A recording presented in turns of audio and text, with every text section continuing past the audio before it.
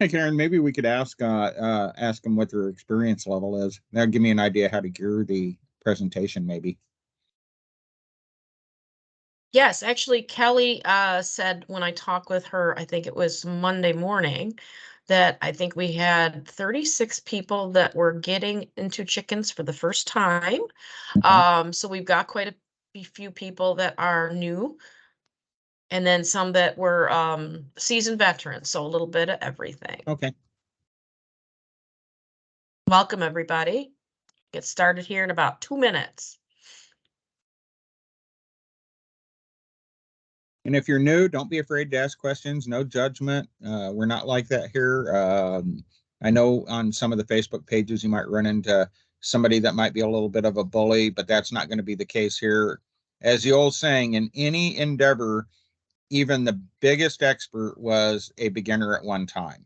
And I am by far not the biggest expert out there, but I was a beginner at one time. It was a long time ago, but there's nothing wrong with being brand new. So don't be afraid to ask questions.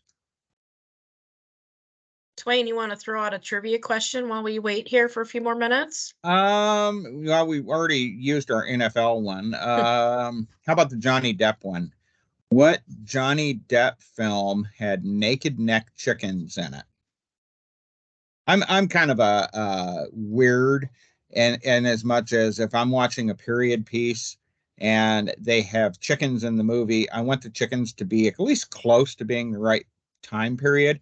These chickens were correct for the time period. And naked necks are not that common, so it was really, and I like naked necks. So when we saw them in the movie, we had to rewind it and watch it again. And oh my God, those were naked necks. That was so cool. So for a prize, if anybody knows, you could just put it in the chat. Maybe the chat's up at the top of the screen. And if you click on that, I'm going to click on it right now so I can see the chat. And you're not penalized for a wrong guess. It's one of his more obscure movies, to be honest with you. This might help you find the chat a little bit. This is kind of the chat function on the top of your screen here. It's the one that looks like a little icon like this. You click on that and it'll open up the chat where you can type. The video, if you want your camera on or off, you can click that one in the blue. And to be muted, which I will ask everybody just so we keep the background noise to limit, the green button there. And we got one answer here. No, not that one. Good I think guess. this is even more obscure than that one. And can give a hint, it took place in the 1880s.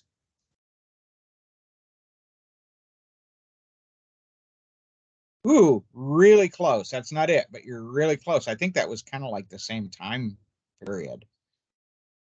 Might have almost been dealing with almost the same, kind of the same subject matter. No, not Alice in Wonderland. Now, there may have been chickens in Alice in Wonderland, but I don't remember there being any naked necks. Okay, I'll give another hint, and this might give it away. If you're a big Johnny Depp fan, you've seen all these movies. It had to do with Jack the Ripper.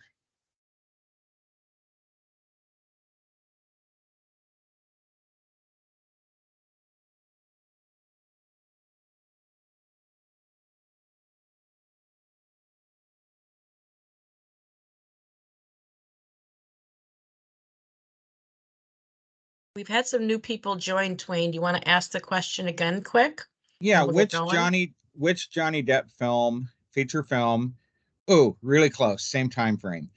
Same which Johnny Depp film, which was set in the 1880s, had naked neck chickens in it? And they're in it literally the very last scene of the movie. So it's not like they're prominent in the movie. It was this aerial shot and they're panning out. My wife goes, "Oh my God, those are naked necks." So we had to rewind it and watch it again. We got far too excited.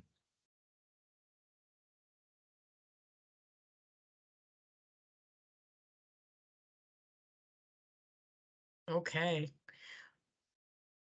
Well, we'll let you think about that one. While we get started, we still have some people joining. But I want to welcome you and thank you for your time and for joining our CountryMax Raising Chickens seminar tonight. My name is Karen Johnson, and I am the Nutrena field rep that works with the CountryMax stores.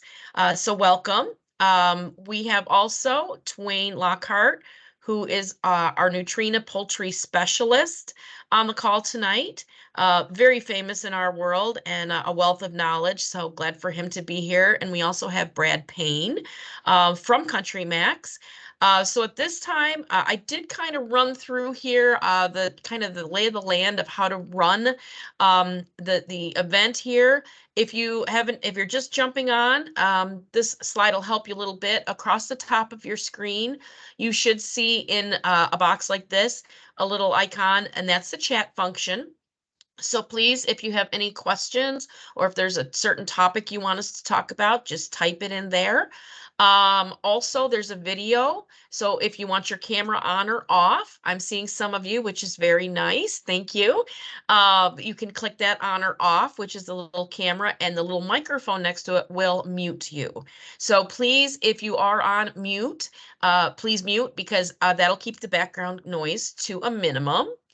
And I think we'll just get started here by just saying, again, welcome on behalf of Nutrena and CountryMax, and excited to have you all with us. So at this time, Brad, I'm going to turn it over to you to kind of do an introduction and we'll get started.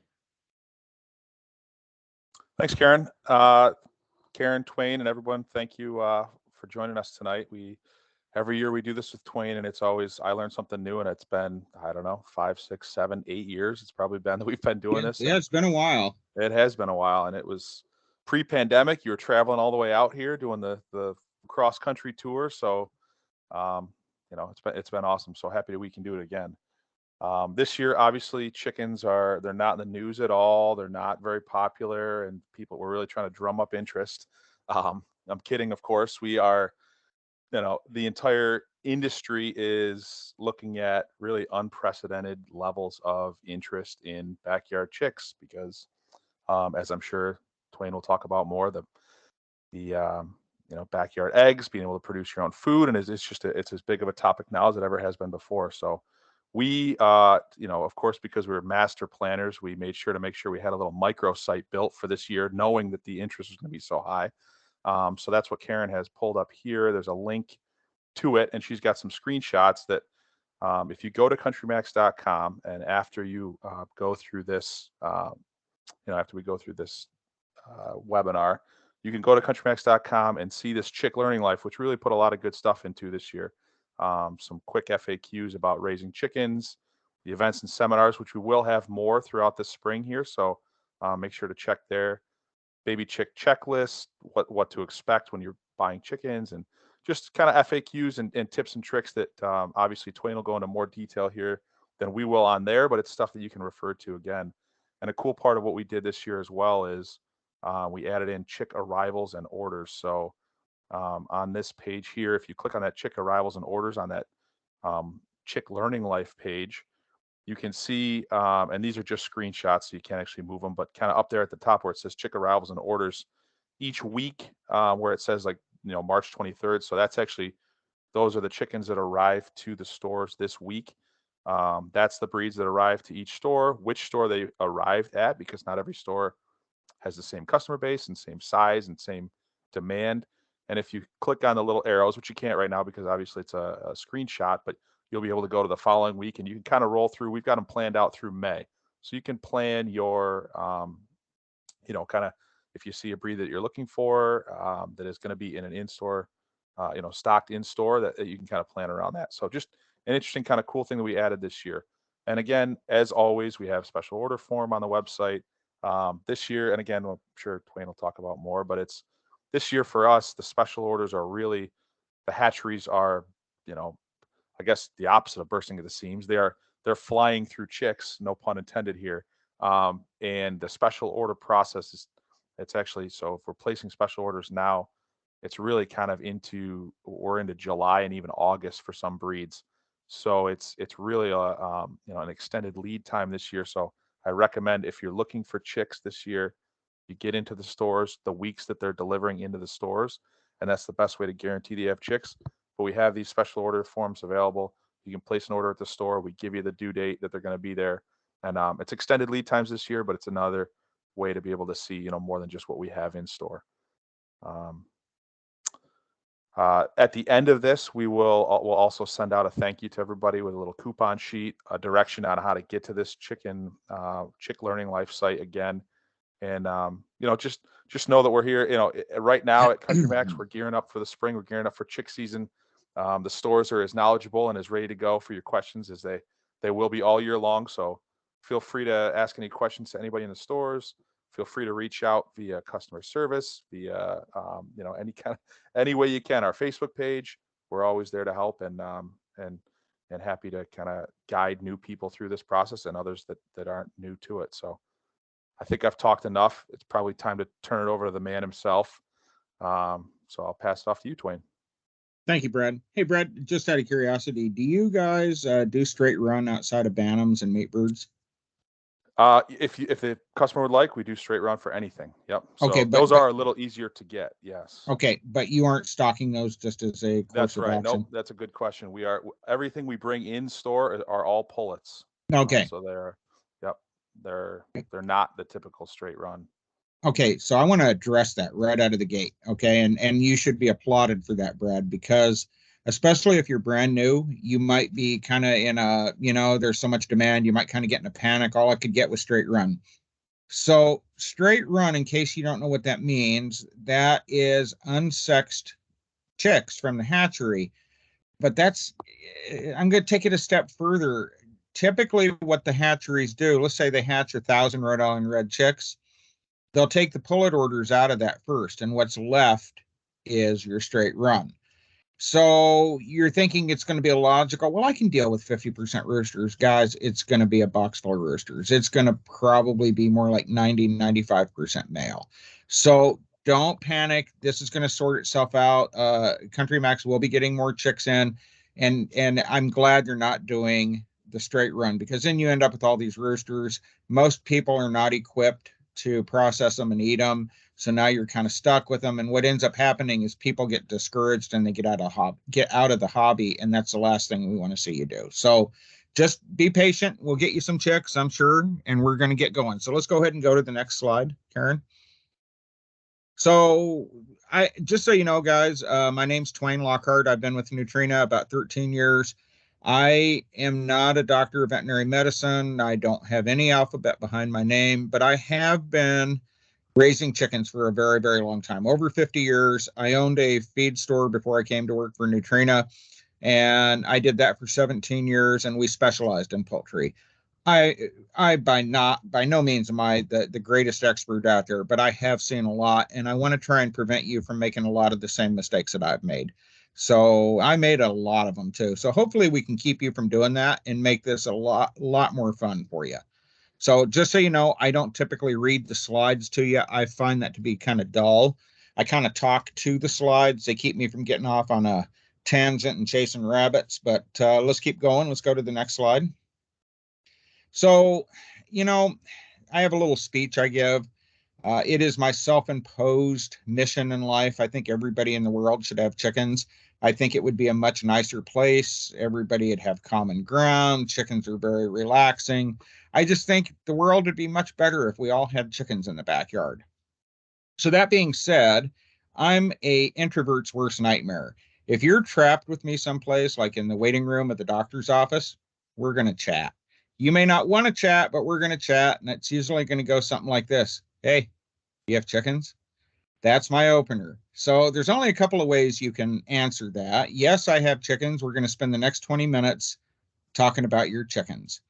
You can answer no, and then I'm going to spend the next 20 minutes trying to talk you into getting chickens.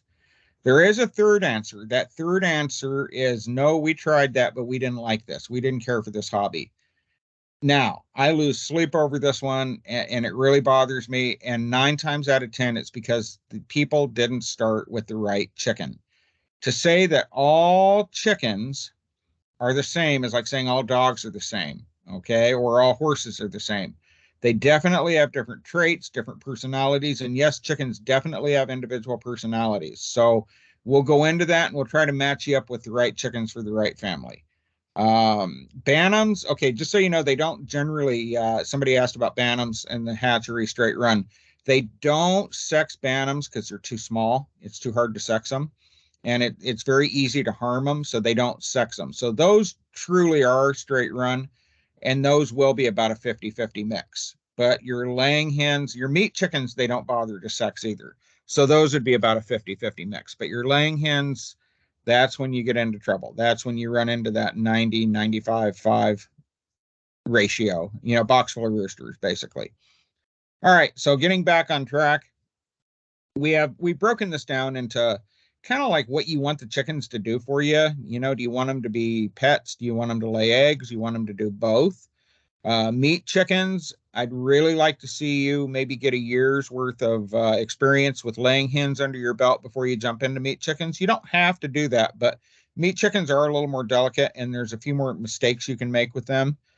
If you master laying hens, it's a little bit easier. But anyway, we've broken these into levels, birds that are just great beginners chickens. Some people consider them sort of a quart of vanilla ice cream chickens, but that's okay. It doesn't take away from the fact that they're great chickens. So let's go ahead and go to the next slide. We've all heard of the Rhode Island Red, and yes, she is actually the state bird of Rhode Island. That is true. These are probably, I think the Buff Orpington's catching them, but they're right towards the top. America's favorite backyard chicken, and they have been for many, many decades. The reason why, she's smart, she's pretty friendly. They make good pets as far as they're easy to tame down. They lay big brown eggs, so they're a good layer, about 240, 250 eggs a year. She free range as well. She's cold hardy, heat tolerant, and she's not broody. Okay, if you don't know what broody means they want to be mom. Okay, now they've bred that trait out of most of these birds. The reason why is it's not a desirable trait for most people. And let me tell you how this plays out. So I always refer to my laying hen example as Betty. Everybody's got a Betty in the flock. So Betty goes missing one day, and she's your favorite chicken. It's always your favorite chicken. Betty goes missing. You can't find her. You assume something ate Betty. So you have a funeral service. You move on. And 3 weeks later, Betty comes out from under the house with a string of baby chicks. Okay, not the end of the world. In fact, that's kind of cool. Just, know that half of those are going to be male. All right, here's how it really plays out. Most of the time, Betty goes missing. You have a funeral service. You move on. 3 months later, you're under the house working on the plumbing, and there's Betty sitting on a pile of rotten eggs. So that's because you don't have a rooster in the zip code. Well, if Betty decides she's going to go broody, doesn't matter if there's a rooster or not, she's going to do it. So she's going to be bound and determined to hatch those eggs. They're not going to hatch. She'll sit there indefinitely. 3 months might be a little extreme, but she'll sit there for a long time. Well, while she's sitting on that pile of eggs that aren't going to hatch, not only has she ruined those eggs, she is not laying eggs for you. And if you yank her off that nest right now, it's going to take you probably 6 to 8 weeks to get her body back into condition to lay eggs again. So for a lot of you, being broody is not a desirable trait. Rhode Island Reds are not broody. Now, I'm not going to promise. Every breed out there, once in a while, you'll get a broody Betty that will decide that she's going to do it. But as a whole, if you had a box of 100 Rhode Island Reds, I'd be surprised if you had 2 that went broody on you. They're just not known for that. So next slide, please. So the Buff Orpington, she may be surpassing the Rhode Island Red as America's favorite chicken, and that is probably because these are kind of like the golden retriever of the chicken world. Super, super sweet chickens. I mean, really, really, these are truly the pet that makes you breakfast, okay? They are really sweet chickens with very little effort. They tame right down.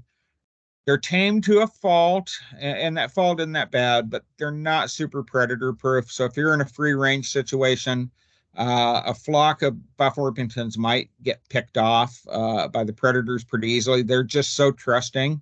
That being said, if you put Betty in with a couple of smart chickens that are predator safe, like the Rhode Island Red, and somebody tells Betty to run, she will run, but a group of Buff Orpingtons on their own might get picked off pretty easily.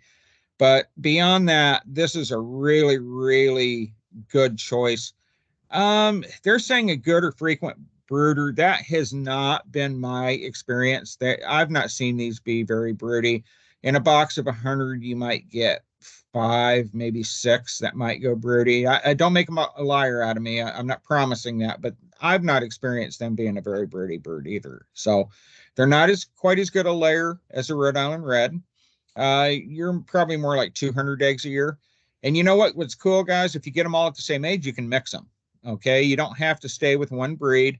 You do want to be within a week or so age-wise. They do better that way, but they'll grow up like sisters. Okay, so let's go ahead and go to the next slide. This is another one, another what I call quarter vanilla ice cream chickens, the Barred Rock. Very popular, all the right traits, smart, cold hardy, heat tolerant. They're good foragers. She's about 240 eggs a year. So you know, you see these breeds as you drive down every country highway, you see these at every farm. And that's because they're great chickens, guys. Whether you're a beginner or not, they're great chickens. And what I see all the time from people is they'll start with the quart of vanilla ice cream chickens, and then they venture into the fancy birds. And a couple of years later, you know what? They're right back to the quart of vanilla ice cream because they're just such great birds. They're smart, they're friendly, they lay a lot of eggs, they're not broody. Just all the right traits. So next slide, please. The Black Australorp, this is another good choice. Again, I've not seen them to be too broody either. Neither is the Plymouth Barred Rock, not broody. Just a great choice. Big brown eggs, about 240 a year. Smart chickens. Now, I've heard this. I don't know if it's true or not. And I've heard it since I was a kid. If you have a couple of black chickens in your flock, the hawks think that there's crows down on the ground. Now, hawks and crows are enemies. They don't like each other. So supposedly that will help keep the hawks off your chickens if you have a couple of black ones. I've heard a lot of people swear by it, and then I've heard people say, well, it's funny you say that. The hawk killed a black one yesterday. So I don't know. But even if you get a couple and that doesn't work, they're not a bad choice for a beginner's chicken. They're just a great bird. Next slide, please. They're from Australia, which is kind of interesting that they're cold hardy. Wyandottes are actually a New York chicken. Here's another trivia question. Which famous American poet was a Wyandotte enthusiast? And we'll give a prize for that too. You can just put it in the chat. These come in several colors, and actually the Buff Orpingtons come in other colors too. They're technically Orpingtons. Buff is the color. Buff is the most common. Wyandottes come in silver, which is what's pictured. That's the most common. Then probably gold is the next most common one. Very striking birds, both of them are. And then they have what's called a Colombian.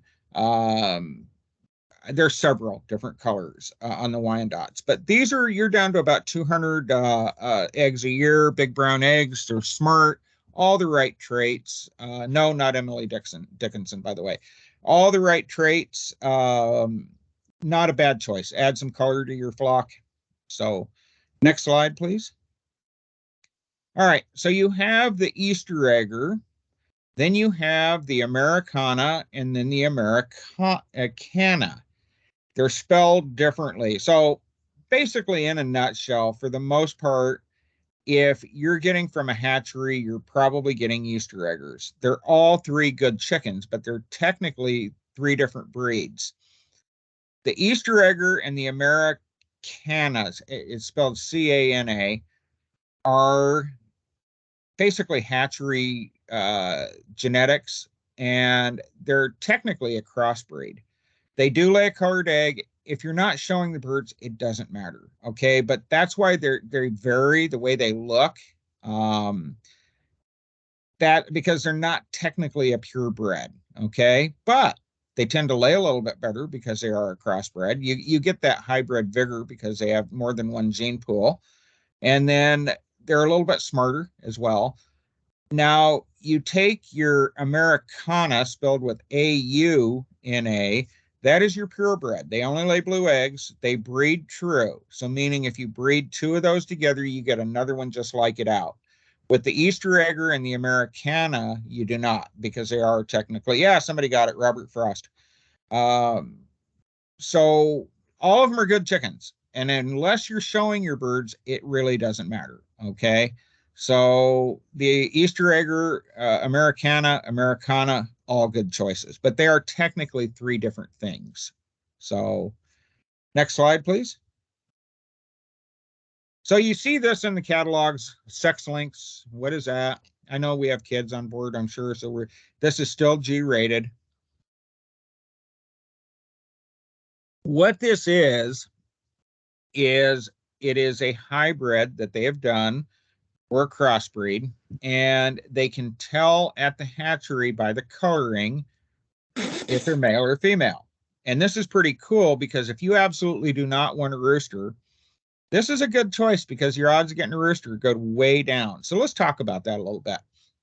The way they sex baby chicks at the hatchery is as the chicks hatch and they're drawing, they have somebody that they pay a lot of money to that sits there, and they're called a vent sexer. They take the baby chicks, they flip them on their back, and they give them a little squeeze, and a little jet of poop comes out of the vent, and then they look at the shape of the vent, and they can tell by that shape. I have no idea how they do it. There's 32 different combinations, and they go to school for 6 months and do a 2-year apprenticeship. Now, they also make over $100,000 a year. They make a lot of money. And a year like this year, they're probably going to retire on it. Okay. They're doing really well. Now, before you want to sign your kids up to do this, just know that the Japanese invented this. They don't share their information. In the course of my 50 some odd years of poultry, I've run across 7 vent sexers, and I'm walk up and talk to anybody. So I'll start asking them questions. Within 5 minutes, we develop a language barrier because they don't want to share that information. They're not going to tell me how to do it. I keep trying, but they're not going to tell me. So that is one method. They run about 95% accurate. Okay, which is pretty good, but in a box of 100, 5 of you won't be too happy. Sex links, you're down to less than 1% would be my guess. I don't like to say anything's 100%, but you're getting pretty close. Okay. And the cool thing about it for the hatcheries is they don't have to pay somebody to sex them. The third method is called feather sexing, and they can look at the wing feathers within the first 3 days of the bird's life. Now, last night we had Tony from Hoover Hatchery on, and he didn't cover this, but my understanding is that not all chickens are feather sexable. They have to have the right bloodline or the right genetics. So they have to breed for that. So, for example, not all Rhode Island Reds are feather sexable, just ones that have been bred for it. And that's not quite as accurate as your vent sexing. But once you get that feather sexing gene, if you breed for that, it's much easier to learn how to do that, but it's not as accurate. So that's the downside. Hybridization or sex linking is the best way not to get a baby rooster. Now let's talk about the chickens themselves. When you inbreed chickens, not a lot of things happen. I mean, a lot of things happen and none of them are good. And this is no condemnation of the hatcheries whatsoever. They do the best they can. They do a great job. They're really concerned about the birds being purebred, but could be a little Uncle Daddy stuff going in there. Could be a little inbreeding going on. And what happens, a couple of things that happens if you inbreed too much. First thing that goes is disposition. This could be why you end up with mean chickens. Dumb. The brains kind of tend to suffer a little bit if you get a little too close in the bloodlines. And then your immune system may not be as good. So what's cool about sex links is you've got 2 gene pools that you're combining, and you get that hybrid vigor. So now you've got a smart chicken. You've got a chicken that's got a great immune system, very friendly, good disposition, easy to tame, and they lay a lot of eggs, guys. Sex links lay a lot of eggs. To be honest with you, asking about the inbreeding, I don't want to talk out of school there. They may be a lot more careful about it than they were years ago. But with a sex link, you're not going to get inbred chickens. So I think they're probably a little more careful than they used to be at the hatcheries. So. Just over 10 grand in like 4 hours. Somebody can mute, please. Yeah, we just had somebody join and we need to mute your line. Okay. All right. So sex links are a great beginner's choice. And you see a lot of people that have had chickens for many, many years also do sex links. I'm a big fan of sex links. And normally when you're looking at the store, it'll say something like Cinnamon Queen sex link, Gold Comet sex link, Sapphire Gem sex link. It'll say sex link in there usually. So, and if you're not sure, Google the name and that'll tell you. Everything else that we've covered so far, with the exception of the Easter egger, has been a heritage breed. They are purebreds. Now we're getting into these are crossbreeds. So, but not a bad choice. So next slide, please. So maybe you're thinking you're going to do this. You've decided you're going to take the plunge. Don't overthink it. I want you to think about it some, but don't overthink it. It's not that hard. I jokingly tell people I'm not all that bright and I can raise chickens. So if I can do it, you can do it. So a couple of things, try to get you set up right when you go to CountryMax so you can do it all in one trip, as opposed to making multiple trips. You want to start off with your healthy chicks. Well, the hatchery they use is top notch. Their employees are well trained. They know how to take care of the chicks. They've got them started correctly. So you have all that going for you. So you get your chicks, you're going to need something to put them in, okay, to brood them in. In nature, the mother hen would set on them, keep them warm, control their body temperature. They don't have that. So you need a box of some kind to put them in. It can be a stock tank. Here we go. A stock tank. I have brooded thousands of baby chicks over the years in a cardboard box and a heat lamp and never had a problem. But just know that you need to make sure that that heat lamp is secure. And that means, like, if you have a dog in the house or something that can knock it down in there, heat lamp and shavings could equal a fire. So just keep that in mind, not trying to scare you. I've never had a problem over the years. Stock tank is probably the best. If, you know, in a perfect situation, that's what you want to put them in. But not everybody has one of those laying around or wants to spend the money for one. A wash tub works well. Plastic totes work pretty well. Old aquariums work pretty well. Some of them are easier to clean out. Aquariums are good, but they're harder to clean. So you need something like that to hold the chicks, hold the heat in. Let's go ahead and go to the next slide. You're going to need a heat lamp. All right. Now, these are not expensive. They have them there at CountryMax. Now, I always have somebody ask me, red or white? Yes, they both work. Now, the reason they do, red is in large numbers. If you have a large number of baby chicks, you may want to do a red lamp. It helps reduce feather picking and cannibalism. Not to pop anybody's bubble, but chickens are not vegetarians. They're omnivores, and they can be very competitive and they can be kind of cannibalistic, guys. Tell you a quick story to illustrate this. When I was in FFA 100 years ago, the ag instructor came out and he brought a big box of yellow chicks, and we were putting them in the tank that we were going to brood them in, and he had two lamps set up. He had a red one and a white one. He had the white lamp on, and he took one of those chicks and he pulled it out of that tank, and he took a red Sharpie and he put a dot on the back of that chick's head. He put that chick back in there, and it was like piranha. Oh my God, they went after that chick. Now, before anybody gets upset, we got the chick out. It did not get hurt, but they probably would have killed it. But before he pulled it out, he turned the red light on. And when he turned that red light on, they almost stopped. So we still got the chick out and cleaned it up, but the red lamp reduced that tremendously. But if you aren't doing a large number of chicks, you probably don't need the red lamp. But let's say you get to CountryMax and they're out of one or the other, they both work just fine. So that's the reason why they have red and white lamps. So next slide, please. So your bedding, shavings, the good news is the pine shavings are inexpensive. This is what they use for horses. You don't want to use sawdust, and you don't want to use cedar or redwood. They both have oil in them that can cause respiratory issues. I like to put newspaper down on the bottom and then put the shavings on top. And then you can just roll that up every day, kind of like a big nasty burrito. It's pretty easy to clean that way. And you know what, guys? It's like anything else. If you do it on a regular basis, it's much easier than waiting until it gets real nasty to do it. Every day, every other day, and keeping your bedding clean and dry.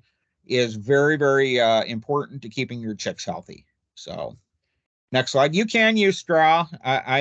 Straw's a little, to me, I think straw is a little more difficult. I'm a shavings guy, but to each their own. So, okay. When you start off, I like to see you start off with the quart size. You don't have to, but the quart size water and feeder, because if you were to spill that feeder water vessel in there and it's a gallon, that's pretty messy. Plus those big ones take up a lot of space in there with the baby chicks. So I like to do the quart ones. Yeah, you're going to outgrow them when you move them outside, but they're not expensive. They're like $3-4. They're not real expensive. The big ones, like they have in the picture, that's what you're going to graduate to when they go outside typically. So when your chicks first come in, it's really important that you hydrate them before you feed them, usually for about the first 4 to 6 hours. The cool thing is CountryMax is going to do that for you. But you should probably hydrate them for at least an hour or two when you get them home before you feed them too. The reason why is what's really cool about baby chicks is the first 3 days of their life, they can actually live off of the yolk from the egg. That's how they can ship them cross country through the mail without food and water, is they live on that yolk. The downside to that is that creates a very sticky feces, a very sticky poop. So you want to flush that out. So first 4 to 6 hours, give them water before you feed them.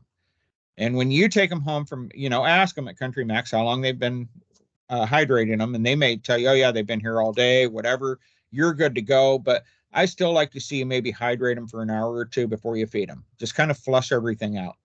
I also am a big fan of using bottled water. Now, it doesn't have to be expensive. It doesn't have to be Evian or anything like that. And you don't want to use distilled water, just purified drinking water. The reason why is your tap water has a lot of variables in it. It can cause issues with the chick's gut. Chickens are very, very durable, and they don't need that. But baby chicks are delicate for about the first 3 to 5 days. Also take home a packet of, I think it's in the next slide. Do we have the vitamins and electrolytes? What they look like? You do that for about the first 3 to 5 days. There we go. Each packet makes a gallon, and you want to change that every day at the bare minimum, because let's say you have a big, let's say you do a gallon and you have 4 chicks. They're not going to go through that every day, but you're better off if you change that every day. Keep that fresh. Also, when you bring your chicks home, you want your water to be at room temperature. You want it to be at the temperature that you're brooding those baby chicks at. Those little chicks don't weigh very much. They're tiny. And if they're thirsty and they tank up on ice cold water, that can cause problems too. I've never seen it kill baby chicks, but I have seen it kill ducklings. So put the water in there before you put the chicks in there. Let that get up to a good room temperature. So probiotics are also available. Same thing, you mix them up. I like to do that if you have loose stool. If you keep seeing loose stool, you may want to add some probiotics. I don't like to do that with the electrolytes. I like to do one or the other. But the electrolytes in the beginning is what I like to do, about the first 3 to 5 days. Thermometer, depends on who you talk to. If you're using a heat lamp, which is what most of you probably will do, you may not need a thermometer, but if you're using a heating mat or any kind of radiant heat sources, you would need a thermometer so you know you're at the right temperature. VetRx, that's something that you should have in your chicken first aid kit. It is basically Vicks Vapor Rub for chickens. It's a natural concoction that you put in the nostrils to help any kind of respiratory issues. So next slide, please. Twain, So how to get it set? Okay. Twain, we do have one question. I think you're going to cover it here in a minute, but how warm do you want those chicks for the first couple of weeks, and how long do you keep heat on them? Well, ideally, you want to be 92 to 95 degrees for about the first week, and then you slowly bring that down. If you do a heat lamp, it's kind of easy because if the chicks get too hot, they move away from the lamp. They get too cold, they huddle under it. But don't we have a chart with all the different temperatures coming up? Well, there's your heat lamps. And so the little yellow dots are your graphics or your baby chicks. So the first one on the left, they're too hot. They're trying to get away from that heat. So you may need to raise the lamp up. You may need to ultimately go to a smaller bulb. Usually just raising the lamp up a few inches does the trick. The one on the right, they're too cold, so they're huddled under the lamp. You may need to lower the lamp or put a bigger lamp in, usually just lowering the lamp. The bottom right is perfect. Everybody's happy. They're milling around doing baby chick things. By the way, when baby chicks are happy and they've got food and water and the temperature's right, they're not noisy, guys. And if you clean them every day, they don't smell. Okay, they're not too smelly. I mean, there's a little bit, but not too much. If anything, if they run out of food, they run out of water, or they're too hot, too cold, they're going to tell you. The exception to that would be when you first bring them home from the hatchery. I'm sure Brad could attest to this. They're really, really noisy when they first come in from the post office because they're disoriented. They just did a ride through the postal system on an airplane. So they're disoriented, they're confused, but they settle down in about, I'm going to say 2-3 hours. They settle down. Now, the bottom left picture, those are in a draft. So when you go to a store and you see the baby chicks all the way in the back of the room, you probably think, oh, look at these guys, how clever they are. They're going to make us walk all the way through the store to look at everything in here to look at the baby chicks. Okay, maybe there's a little of that going on, but primarily they're doing that so they're not in a draft.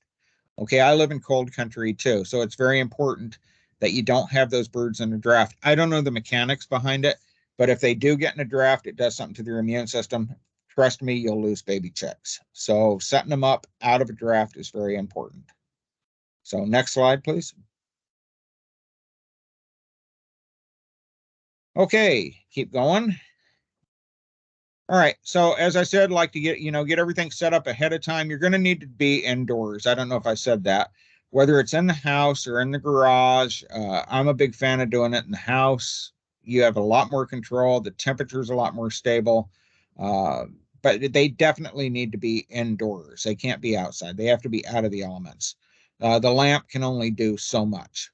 So the main reason we add that food and water, the main reason we hydrate before we feed them is to prevent a condition called pasty butt. And that's pretty common, and you can reduce that tremendously by flushing them out first, by hydrating them. Next slide, please. And that pasty butt, if you should see it, it's not the end of the world. It's common. It's not super common, but you may see it. They get like a clump of dried poop over their butt, over the vent where the droppings come out. And don't just peel that off. You can actually stress the little chick very badly doing that. Wet paper towel with warm water, hold it on there. It'll dissolve. Just wipe it off. If you keep seeing that, if it keeps happening, you could take a little dab of Vaseline and put it around the vent, and that'll keep it from sticking to the feathers. So it's pretty simple. But if you leave it go uncorrected, it can actually kill the baby chicks. So, all right. I don't know if we're going to do much in the way of meat birds. I hesitate to delve too deep into meat birds because it can confuse. Most of you will probably do laying hens. You feed your meat chickens very, very differently. Brad, do we have meat chickens? Do we have people doing meat chickens? Or Karen? We've got them purchasing them, yes, via special order, but it's not, we're not bringing them in Okay. store stock or anything. All right, we'll touch on it a little bit. Your meat chickens are very different than your laying hens or any other chickens. They're typically called Cornish crosses. That is the breed. It's a crossbreed, as the name says. You feed those differently. You feed them a different feed. You raise them very differently than your laying hens. The cool thing about laying hens is they self-regulate their diet very, very well. You just keep the feeders full. You can't do that with your meat birds. The meat birds, first 3 days you can, but after that, you need to regulate it for them. I jokingly say they are the Homer Simpsons of the chicken world. They eat, they sleep, they poop, repeat. That's all they do. And they can literally eat themselves to death. So they eat to a point where they grow so fast, their hearts give out, and they have what we call flip over syndrome. When chickens have heart attacks, they flip over on their back. Now, I'm not trying to scare you out of doing meat chickens, but you need to know these things so you don't make that mistake. It only applies to Cornish crosses. They're little white birds, and they grow real fast. They start off as, the little cute white chick, but then they grow like crazy fast because 8 weeks, 56 days from hatch to freezer. So they go from being a little fluff ball to a full-size chicken in 56 days. Some people even process them sooner than that. Some do a little bit later. So it's up to you how you want to do those. But those are very, very different than anything else. So dual purpose birds, I see somebody mentioned, what they're talking about was when they developed these breeds back in the day, they wanted a bird that was big enough that, okay, Betty the laying hen, when she's done with her egg laying life and she goes into henopause and she's not laying eggs anymore, she's a big enough bird that you could throw her in the stew pot. By the way, henopause is not a real word. Or maybe the roosters are big enough that you could throw those in the stew pot too. After about 6 months of age, a dual purpose bird, while you can eat them, after about 6 months of age, they are no longer a barbecue chicken, guys. They become a gumbo chicken, stew chicken, soup chicken, something like that. They literally will be like a rubber chicken when they get over 6 months old. They're pretty much inedible unless you stew them. So let's go ahead and go to the next slide. So you're going to feed your baby laying hens. And by the way, this applies to bantams and everything else, just everything but your meat chickens. You're going to feed them the first 16 weeks of their life. They're going to be on a chick starter feed, and you feed them as much as they want. Keep the water full, keep the food full. They self-regulate. They do fine. These are all good choices, all of these. It's kind of like I tell people, I like to use cars as an analogy. Chevrolet and Cadillac are both good vehicles. The Chevrolet will get you there. The Cadillac might get you there with a few more features, some more bells and whistles. Feed, we like to call it functional additives. So the Nature Wise is a little bit higher end than the Country Feeds. The Country Feeds would be like your Chevy, and the Nature Wise is like your Cadillac. The Country Heritage is like your Chevrolet also. Both great choices, but the Nature Wise just has some more added benefits. It has the essential oils, and it has the pre and probiotics, and it has an immune system booster. So it's a little bit more expensive at the shelf. None of these are a wrong answer. They're all good choices. So it's just up to you how you want to do it. The one in the top right, I believe, I can't see it. Is that they're medicated? Yes, it is. Yes. Okay. So do we have a slide on medicated feed, or do we need to talk about that now? Aha, we do.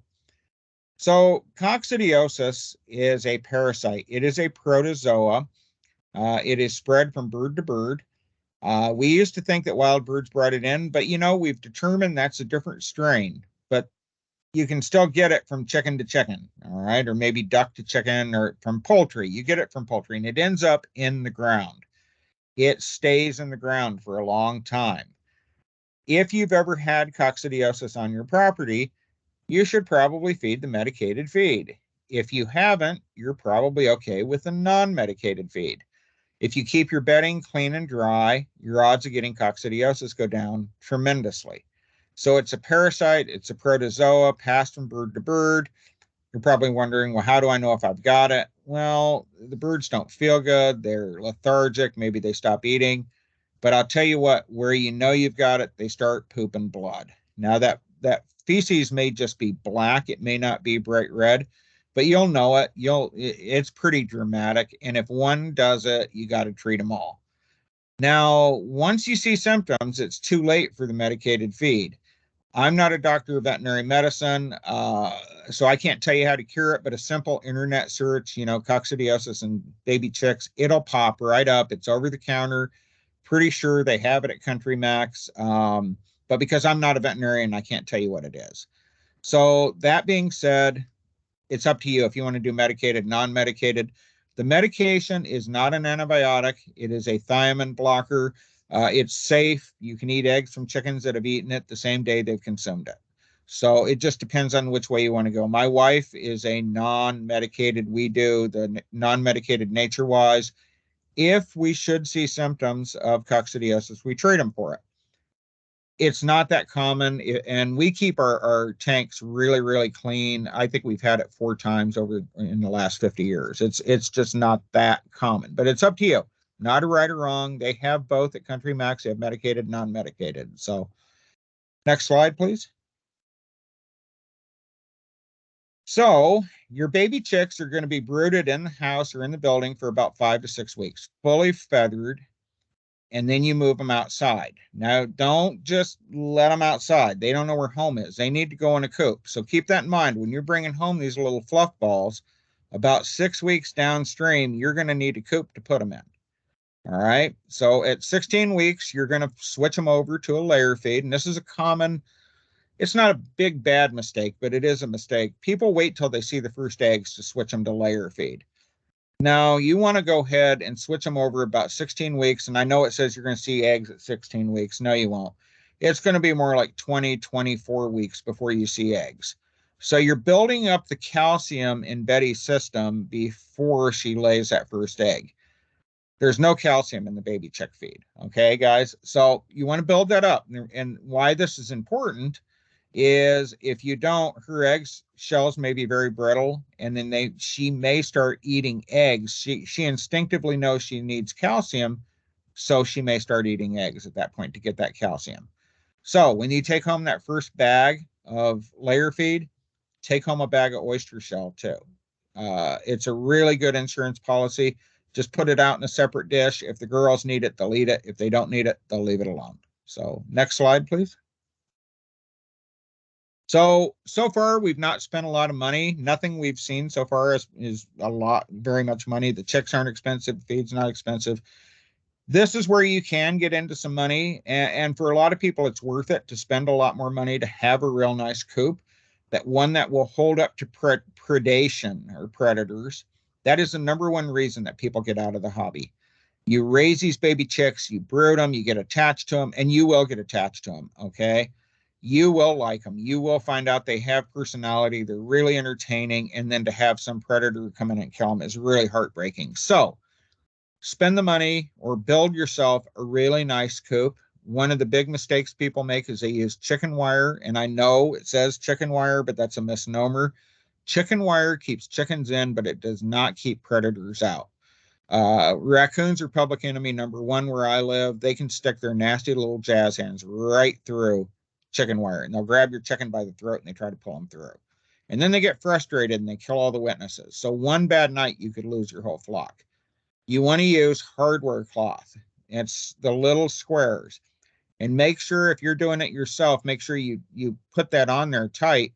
I made the mistake of using a staple gun to put my hardware cloth on. A raccoon can peel staples open.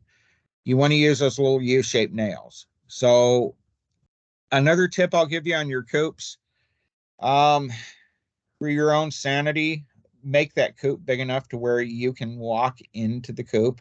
Even if you have to duck down, that's fine. But if you have to crawl on your hands and knees, if it snows and gets icy and wet, that's miserable. You want to be able to walk in there.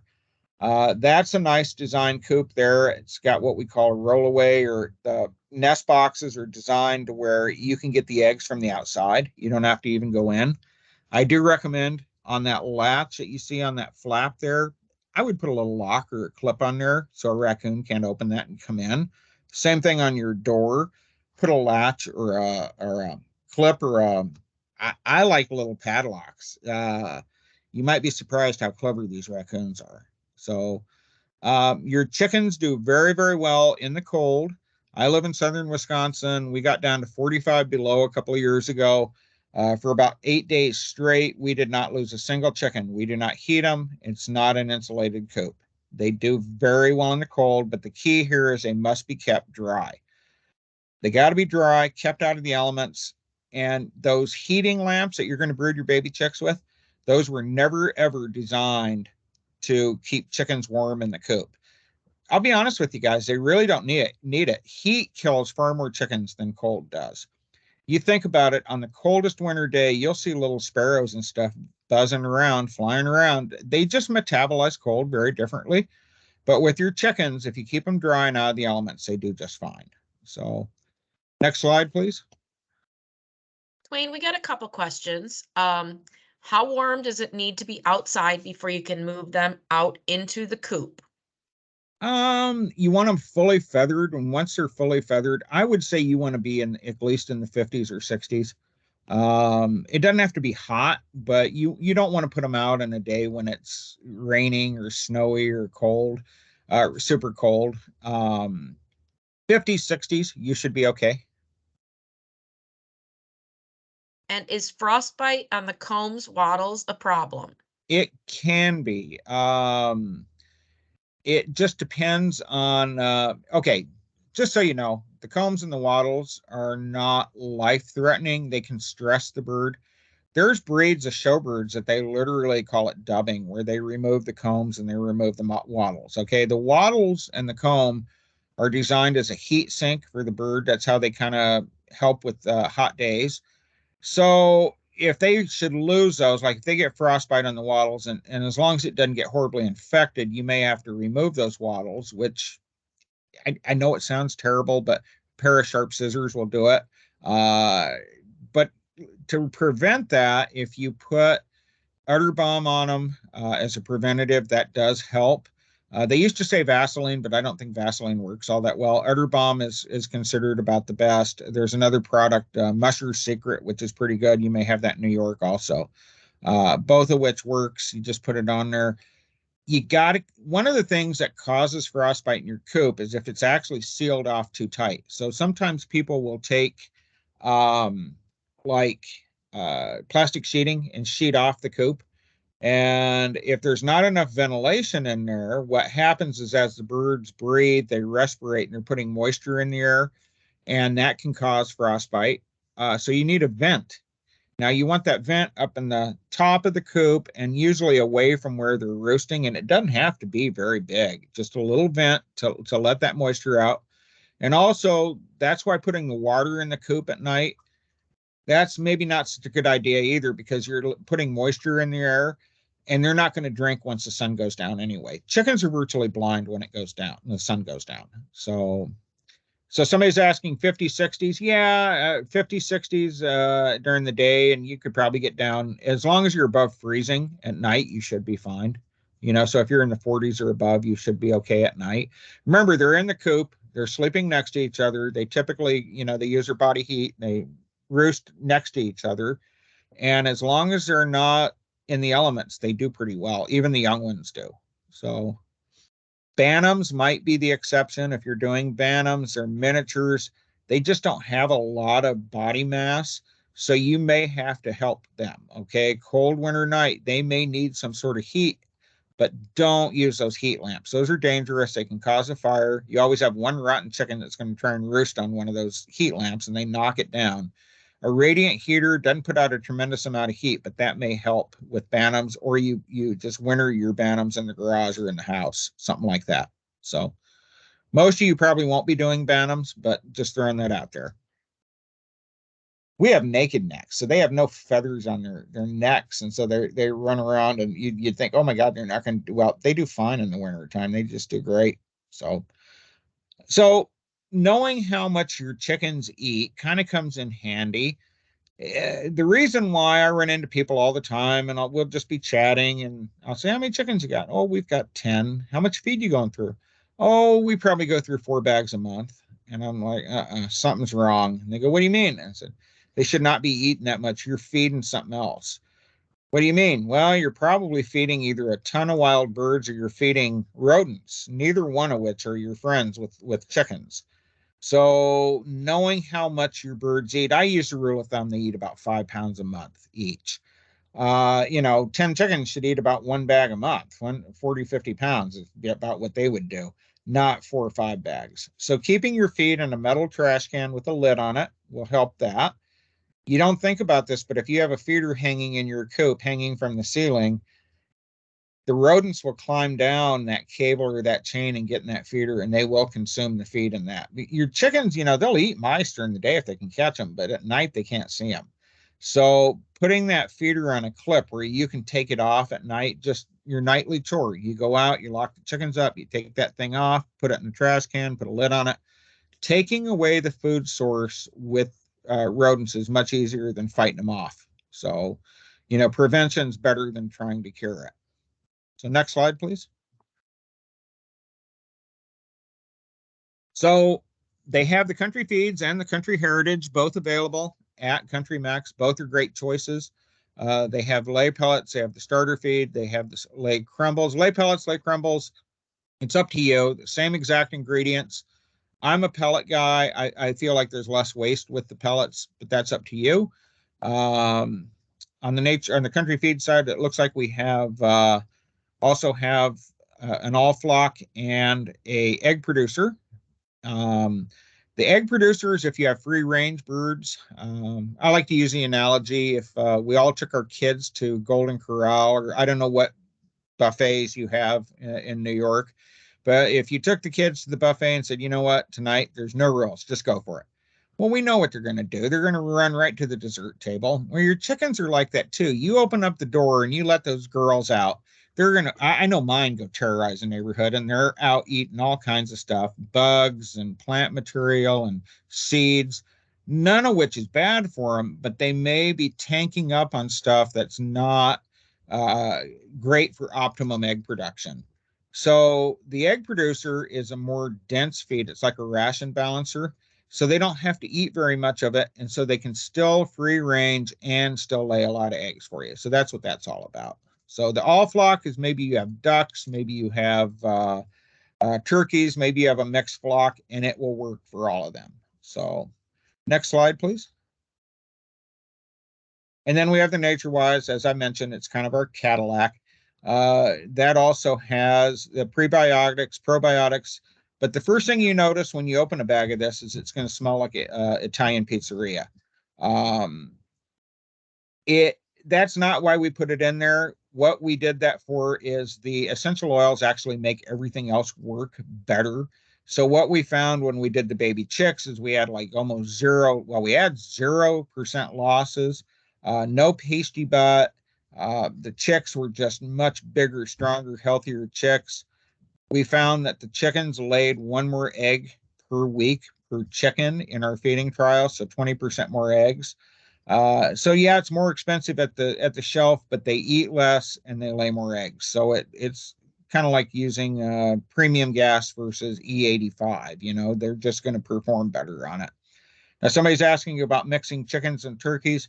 Technically, you're not supposed to mix species, guys. For biosecurity reasons, you're not supposed to do it. A lot of people do it without any trouble. Now, I'll give you the perfect example, chickens and turkeys. You're not supposed to do turkeys with chickens because chickens can give your turkeys blackhead.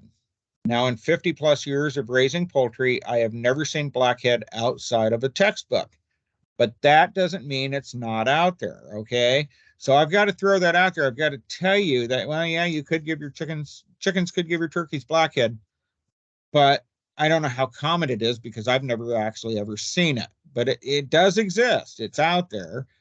Now, if you were a turkey farm and that was your livelihood, you wouldn't want a chicken in the same zip code.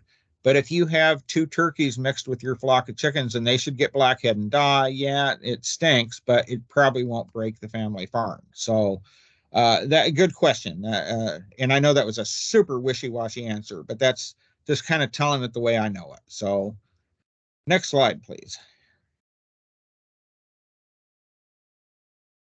So we just found that essential oils, when we added those about a year ago, it just made everything else work better. Bigger eggs, more eggs. When you break the eggs, you get a nice clean break with the shell, so you don't end up with shells in your eggs. I hate that. I get eggshells in my scrambled eggs, and I'm off eggs for about 3 months until I can eat them again. That, you know, eating something that's not supposed to crunch and it crunches, that's just, yeah. Um, higher vitamin D levels. That's for you. That's for your immune system. I know that's kind of relevant with the pandemic that happened. You know, vitamin D was a thing. So we have high levels of vitamin D in the feed, so that passes on to the eggs. We also have a yucca additive that helps reduce the coop odors in the NatureWise. So it's the Cadillac of chicken feeds. It really is. So next slide, please. So we really saw it with the baby chicks. Oh my God, that was just giving them that head start and not losing. And you know, we tested against a top competitor, our top national competitor, and they only had 3% loss, which is, I'd be proud of that too. That's good. But we had 0% loss. Out of 400 chicks, we did not lose a single chick. So it was pretty impressive. And then the consumers are giving us just glowing reviews on this. And the no pasty butt, that's kind of a big deal. So next slide, please. So Karen, do you want to talk on this? Or you want me to keep going? No, I can talk on this. Okay. You guys have maybe seen this in some of the poultry magazines. And Twain's going to get into the 20% more eggs and our research there with the Nature Wise. But we have an outstanding offer on the Nature Wise. If you see this ad, and I will also put the link in here, that if you scan that QR code or go to our Nutrena World website, we will send you, like within 20 seconds, a $10 off coupon for your first bag of anything Nature Wise. So keep that in mind. I will put the link in the chat. And that is available right now. And I believe the starter feeds, Brad told me, are going on sale the end of the month. So just watch for both that and the Nature Wise and the Country Heritage to be on sale as you're getting your birds. Thank you. So what we actually did, we did a feeding trial in our research facility in Minneapolis, and we took all these baby chicks and we fed one group Nature Wise and one group our top competitor. And we did this for 16 weeks. Then after that first 16 weeks, we took them all and put them in, they were still in separate, but like conditions, exactly the same conditions, but separate. And so we could tell what was going on. And we put them all on Nature Wise layer feed. So they were, the only difference between these two groups of birds were half were started on Nature Wise, half on the national competitor. Same genetics, same age, same hatchery. They all came in together. Okay. So there was no difference in the chicks, no difference in the way they were raised. What we had seen beginning was 0 losses on the Nature Wise, but what was really amazing was when the birds started laying at about 22 weeks, the Nature Wise chicks laid 20% more eggs. They laid much better. And that was the only difference. They were all on Nature Wise layer feed now, but the ones that had that head start on the Nature Wise chick feed just outproduced the top competitor pretty soundly. So next slide, please. So that's what we're talking about when we talk about the 20% more eggs. It's 1 more egg per chicken per week. You know, if you have a dozen chickens, you're going to get another extra dozen eggs per week. And what it works out to is it's actually cheaper to feed the Nature Wise feed per egg. So if you care about your eggs and what you're paying for your eggs, it's actually cheaper to do the Nature Wise as opposed to a less expensive competitor. So next slide, please. Try not to turn this into too much of a feed commercial. So scratch, oyster shell, and grit. Let's talk about that. First off, they're not interchangeable, okay? Scratch is a treat. It's a grain mix. Should not be more than about 10% of the diet. It's only about 9% protein. It's kind of like, and I have people that's all they feed to their chickens. And I say, well, you know, I could live on Cheetos. I probably wouldn't be that healthy and I might not live that long, but I could do it. And that's kind of what you're doing to your chicken if you're just letting them eat scratch. It's a treat. They're not going to lay very well when they molt. They're not going to molt in very nice. When they get their new feathers, they won't look all that great. They probably won't live that long. And if you live in cold weather country, your birds need to kind of bulk up a little bit in the summer and fall before they go into that winter. Now they know that. They don't know it, but they instinctively know it. It's going to be hard for them to do that on scratch. But you know, it's not wrong to have scratch. It's fun. They like it. It's a treat. The rule of thumb is what they can clean up in 5 minutes. You just don't want to overdo it with that. Now, oyster shell is a calcium supplement. Even though your layer feed is supposed to have, and we've gone to great pains to make sure it has the right amount of calcium, every chicken's nutritional needs are a little bit different. So having a container of oyster shell out there that they can get when they need it, if they need it, is a great insurance policy because they may start eating eggs if they need that calcium and they don't have that. Okay, so predation's the number 1 reason that people get out of the hobby. Number 2 is chickens eating their own eggs. So prevention is key here. When you take home that first bag of layer feed, take home a bag of oyster shell. It's real cheap. Now, you always have that one neighbor or friend or relative that's going to tell you, oh, just feed them back the eggshells. Okay, not saying you can't do that. Like if we had a zombie apocalypse and you couldn't get oyster shell, okay, fine. But if the particle size is not correct, so if you give them too big a particle size, like you literally crack the eggs in the frying pan and throw the shells out in the yard, you may teach the girls to eat eggs. Okay, they find out what's going on inside that egg and they like it and they tell their friends. And once they start eating eggs, it's hard to break them of that. So you think, okay, fine, I'll just grind it up. Grinding it up, while they will not mistake it and start eating eggs, the particle size, if it's too small, will pass through the chicken and they don't absorb the calcium like they're supposed to. So you may not be doing any good at all. So it's got to be the right particle size. Oyster shell is. Oyster shell is real cheap. So it's a real cheap insurance policy. Use your eggshells in your garden and your compost pile and give your chickens oyster shell. And it's not, I'm not trying to say, it's not even my brand there. So I'm just saying you're going to be happier giving the bird's oyster shell than you would be doing the eggshells. So grit is how chickens digest. So you ever wondered how a chicken can eat like a whole kernel of dried corn and they don't have any teeth? Well, what happens is as Betty's cruising around, she picks up little stones and she holds them in a muscle called the gizzard. Where I came from, that's a delicacy, fried gizzards. But anyway, gizzards, it's a muscle and they have their own little grinding mill. Okay. If they're eating pellets or crumbles, they technically don't need any grit, but if they're eating any kind of seeds or grains or bugs, they do. So another cheap insurance policy, because if they're eating seeds and stuff and they don't have access to the rocks, she's going to get those on her own if she's free ranging. But where I live for about 5 months out of the year, they can't really see the ground. There's snow and ice and mud. So grit is super cheap. You put a dish of that out there. Now somebody's asking to mix it. I'm not a big fan of mixing it because you may be forcing things into a bird that they don't need it. I like putting it in separate containers, especially if you have a rooster in your flock. He does not need oyster shell. Too much calcium can actually make him sick. So mixing it in the feed, the dust coming off of that oyster shell could be coating his food with calcium he doesn't need. So it doesn't have to be any kind of fancy dish, just something, an old ashtray or something for them to eat out of. So not interchangeable, but they're all important. So next slide. Common mistakes. We talked about switching to layer feed when you see the first egg. You may be getting some egg eating if you do that.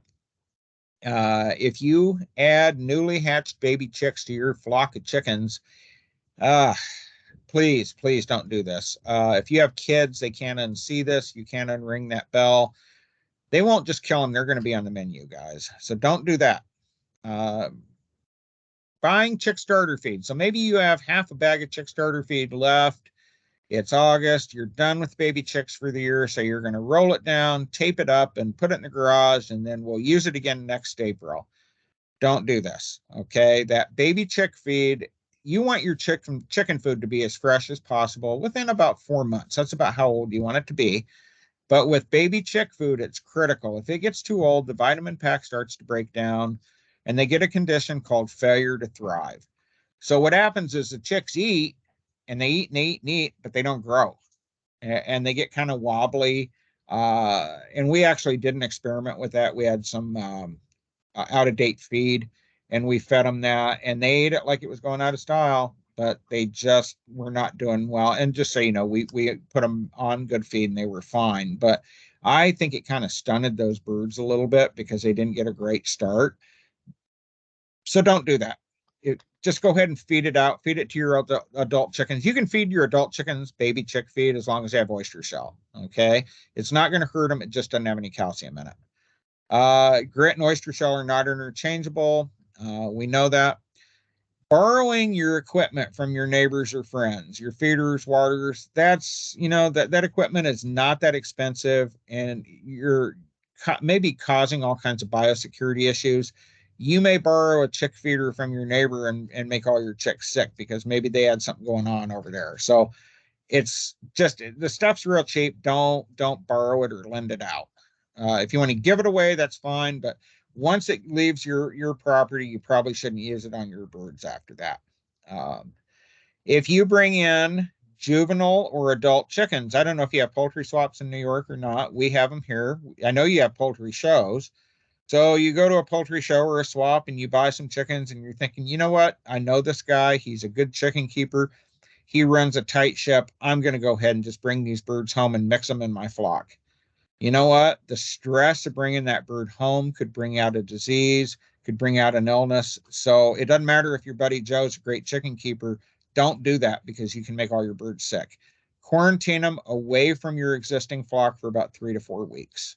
So brooding baby ducklings and chicks together, never a good idea. Brooding ducklings with anybody else because they live in a wet, damp environment. They're going to get everybody wet and chilled, and quite frankly, they'll die. So you feed meat birds very different than you do your laying hens. You control their diet. We talked about that.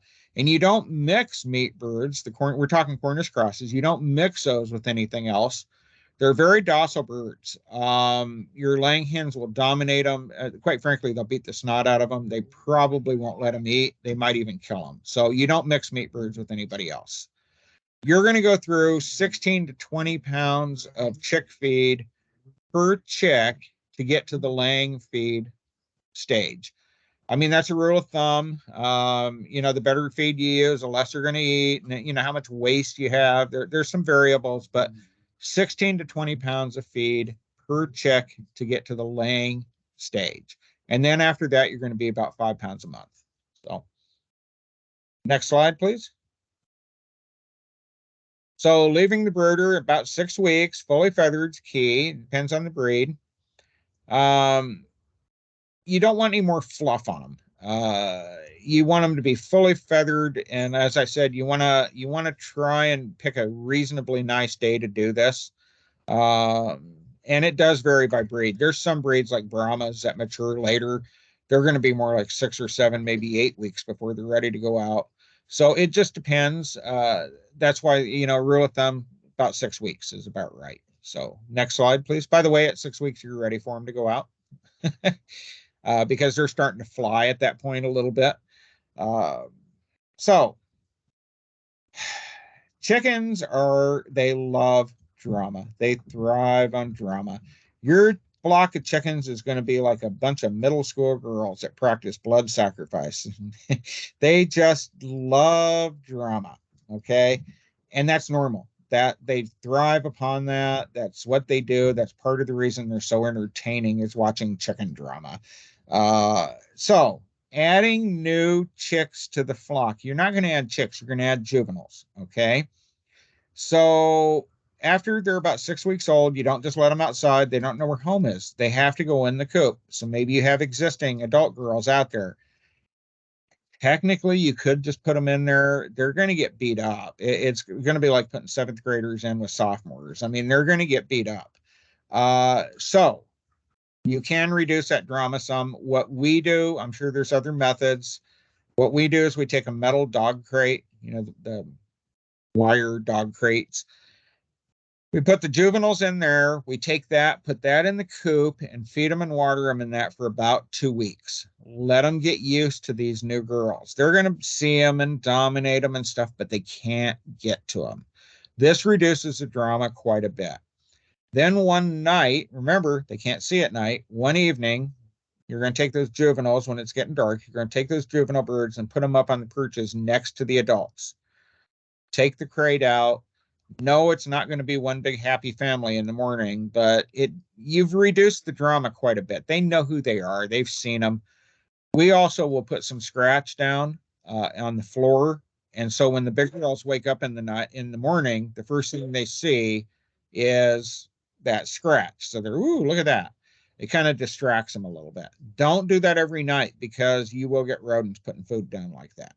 So you may want to add some water stations, get a few extra ones, at least 1 or 2, because sometimes the big girls won't let the young girls drink. The other thing is they're going to be on separate feeds. You're going to need another feeder. The babies are still on the baby food for another roughly 8-10 weeks.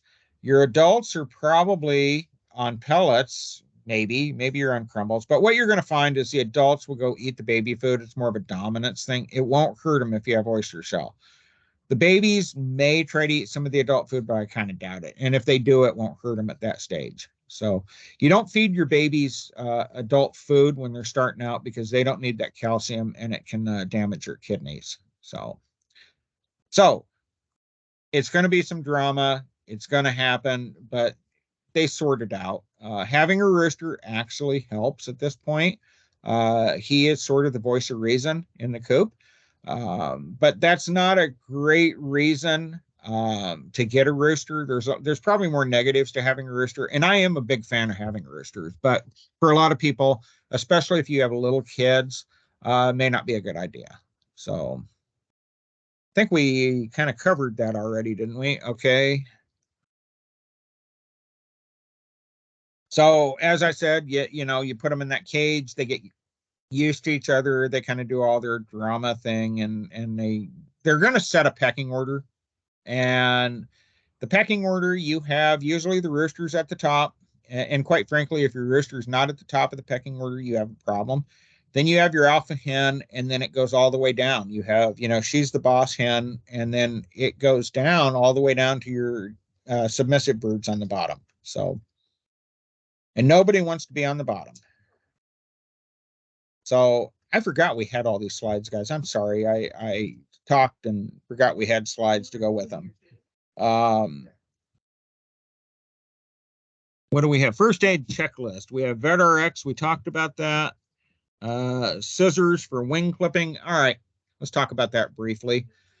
Wing clipping, you only clip one wing to throw them off balance. Now, I'll be honest with you. Think it out, because I'm not a huge fan of clipping the chicken's wings unless you have to. Now, there's times when you have to do it. They don't have a lot of defenses, and you're taking one of their main ones away if they can't fly. But sometimes you have a situation, and I don't know why, they can fly out of the yard and then they can't figure out how to get back in. And if they're out of the yard any length of time, something's going to get them. Okay, so sometimes you have to clip that one wing. It's like cutting hair. It does not hurt them. We're not doing what they do it commercially where it's a permanent situation. You're just clipping the primary flight feathers. And there's tons of YouTube videos about this, or at least a few that I've seen. And you just clip one side to throw them off balance. But a lot of times, chickens generally can't get over 5-foot fence. Will usually keep most breeds in. But they're very, very good at stair stepping. And what I mean by that is they can't get over the 5-foot fence, but they can fly up on that chair you left over by it, then go over, or maybe onto the back of the seat of the chair to the back of the chair, then go over, and then they can't get back. So you got to kind of watch that. But your big dual purpose birds don't fly all that well. So what else do we have on there? Clippers for your toenails. If the birds are out running around, they probably keep their toenails pretty well trimmed themselves. But if they start getting real long, you can trim them. If you get a little blood, it's not the end of the world. They're not like parrots or macaws where they bleed to death if you do that. Chickens are real tough that way. You may want to get a little container of the yellow blood stop powder. They probably have that at CountryMax. And you just dip the toenail in there if you get a little blood. But same thing with the beak. If it grows over the bottom beak where they have trouble eating, you may have to clip that top beak a little bit. It's not hard. And it's like cutting toenails. Now, you can get a little blood on the beak, and I think that is a little more painful. But you can usually see the quick on the beak easier. If you shine a light up there, you can usually see the blood vessels. So, but it's not like you're going to have to do that very often. Poultry dust, that is for external parasites. Wild birds are not your friends. They do bring in lice and mites. I am lazy. I like to have one white chicken in the flock. The reason why is if I have Betty the Leghorn or Betty the White Rock and she's running around, if she's got a dirty butt, it's like the canary in the coal mine. Okay, I see that dirty butt and I go, oh, Betty's got mites. So that's cool. I didn't have to pick everybody up and check, but if Betty's got them, everybody's got them. Okay, you got to treat everybody. They have poultry dust there at CountryMax. They probably have diatomaceous earth as well. I like to put that in the dust baths and maybe a little bit in the nest boxes as a preventative. Either one, you should wear masks and goggles. You know, just like that. Gee, it's not like any of us have masks laying around. Wear one of those and some goggles when you do either one of those. And if you do end up with an infestation, you need to treat them. I like the poultry dust at that point because the diatomaceous earth I don't think is quite as strong. It works more naturally, mechanically, as opposed to the chemical they use in the poultry dust. There's nothing wrong with poultry dust, though. I've used it for years. It's fine. You don't want to really breathe in either one of them, though. But you want to do it twice. That's where I was going with that. Because if you treat them one time and you miss just one or two bugs, you can be off and running again. So you want to treat them twice. You know, treat them once, wait a couple of weeks, and treat them again. Fall is the best time I have found to do this. Before it gets real cold, the bugs instinctively know they need to get on a bird or they're going to die. So fall is a good time to check your birds for parasites. Some sort of a good antiseptic or anti-pick lotion. They have both of those there at CountryMax, and then your vitamins and electrolytes. So that's your poultry first aid kit. Okay, avian flu, it's out there. It rears its ugly head every few years. It's spread by migratory waterfowl.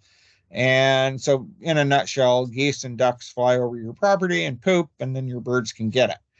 Not super common, but you want to take certain precautions. And, you know, so maybe you go for a walk the dog in the park, and you step in some goose poop, and then you come home and feed your chickens. You just brought avian influenza into your coop. So, easy defense to that is you get a pair of shoes, rubber boots, whatever. We call it the coop shoes method. You only use those when you feed your birds or take care of your birds. They never leave your property. So you're not taking your problems out. You're not bringing any problems in. So that it's pretty simple and really reduces the odds of you getting bird flu. So next slide, please. So Feather Fixer is a feed that we designed especially for birds when they molt. In case you don't know it, your chickens are going to molt at about 15 to 18 months of age. We saw that this past winter, all the conspiracy theories. Most of this were people that had chickens in their second season and the birds stopped laying. You know, I saw people say, oh my God, your feed stinks. It's horrible. My chicken's feathers fell out and they quit laying. It's what they do. It's normal for chickens to molt, but they don't do it the first year. They do it the second year. Then they're going to do it every year thereafter. So Feather Fixer was designed to bring them out of molt faster because when they're molting, they stop laying.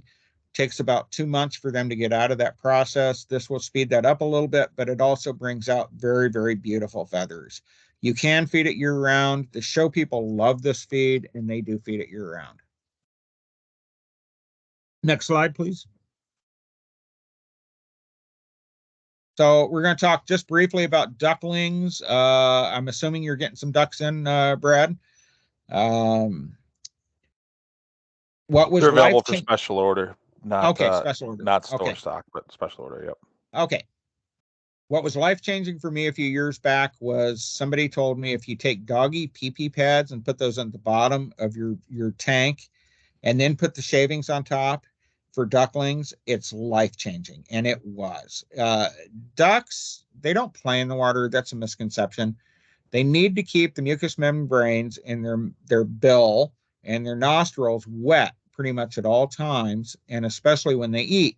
So they've constantly got that bill in the water, and they like to mix the food with the water. That's just how a duck operates. So they tend to splash a lot of water around. So having those pee-pee pads really reduces the mess a lot. You still use pine shavings.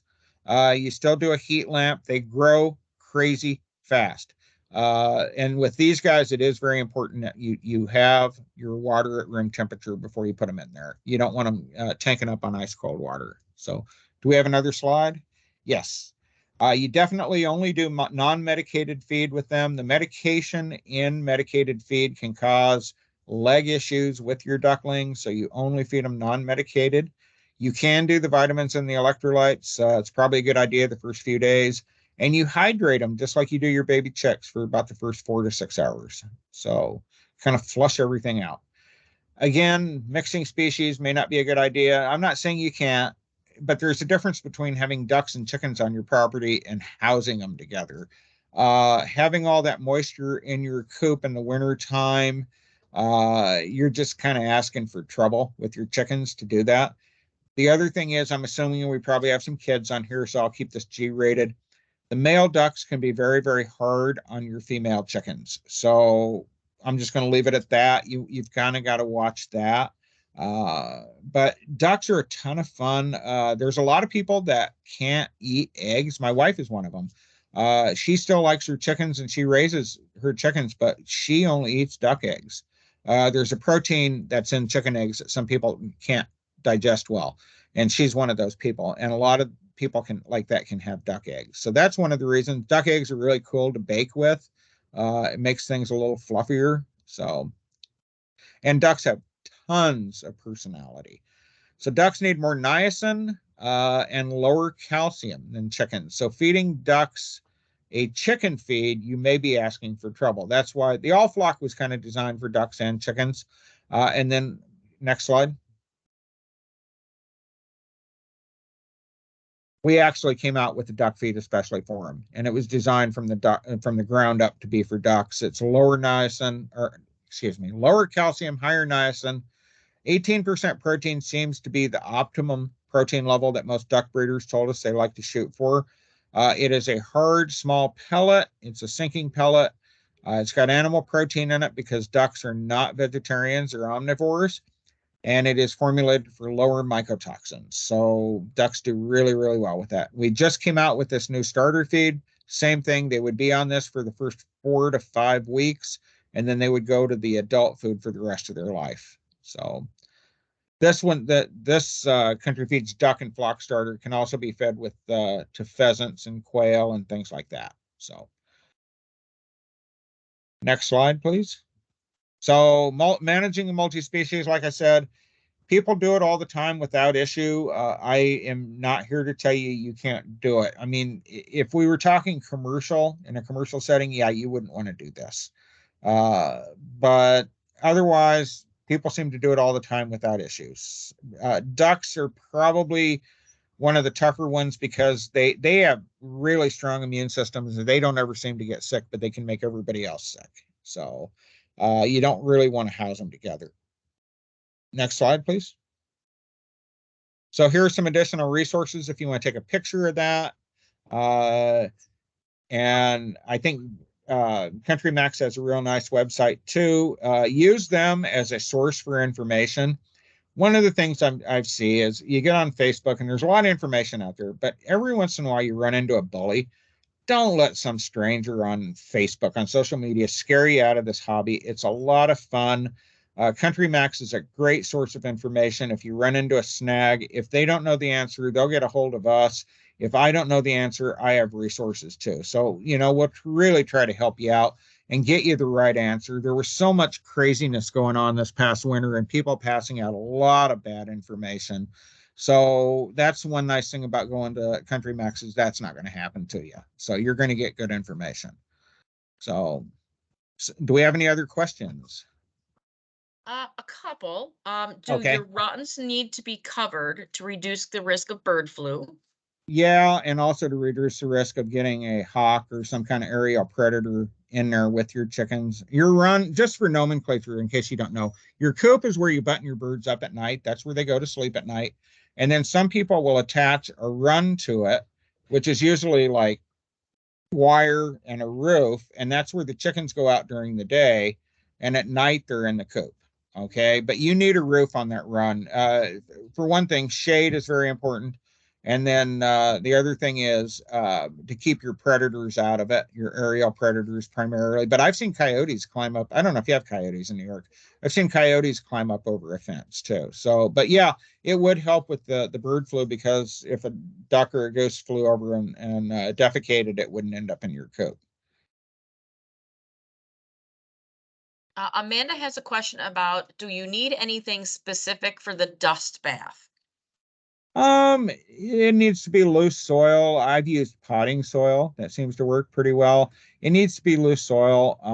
You can put a little diatomaceous earth in there. Some people put some wood ash in there. This is also to help with the parasites.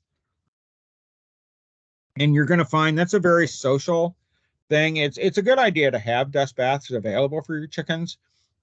And what I mean by social, a happy, well-adjusted chicken likes to dust bathe.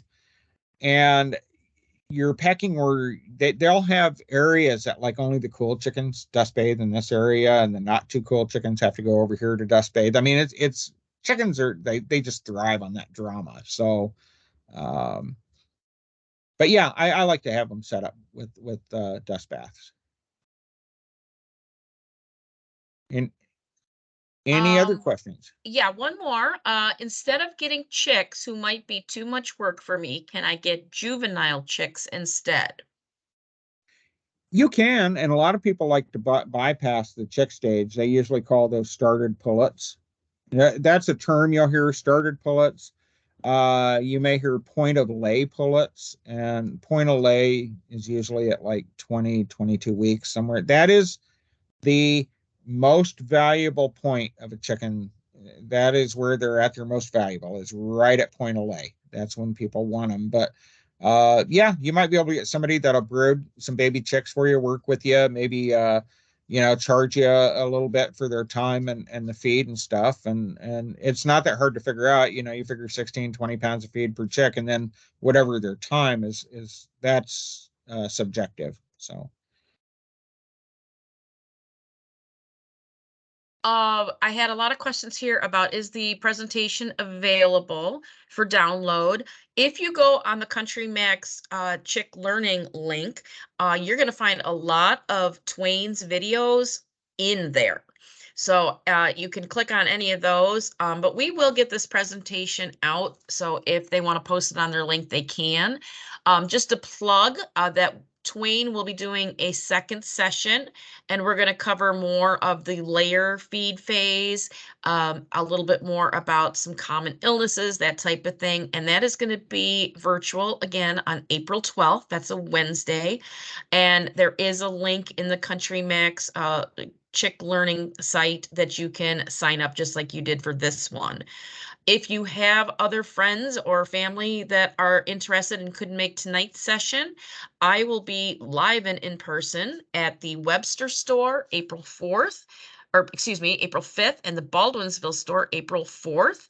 I am not as entertaining as Twain, but I will be live there to answer any questions and go through similar information about starting chicks and also any other questions you may have.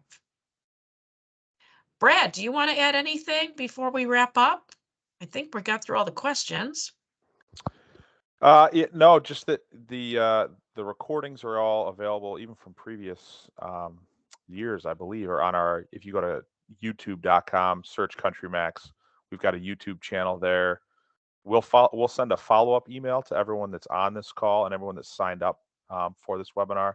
That'll have a coupon sheet, a thank you coupon sheet email to everybody, as well as details on how to see this recording afterwards. So check your email here in the next day or so. We're usually pretty quick, and you'll be able to see that as well as get a thank you from us and a link to the later on seminars as well. So thank you again, Twain and Karen. As always, like I said, I learn something new every year, and I don't think we talked as much about the red heat lamps in the past, and maybe I just had missed it, but interesting stuff, because we do carry mostly just red heat lamps. It's good to know we're carrying the right stuff at CountryMax. So thanks again, as always, really appreciate it, and hopefully everybody learned as much as we did.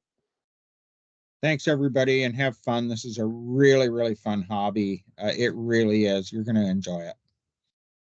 Thank you, everyone. Stay safe. Thank you. Bye-bye. Bye-bye. Thanks.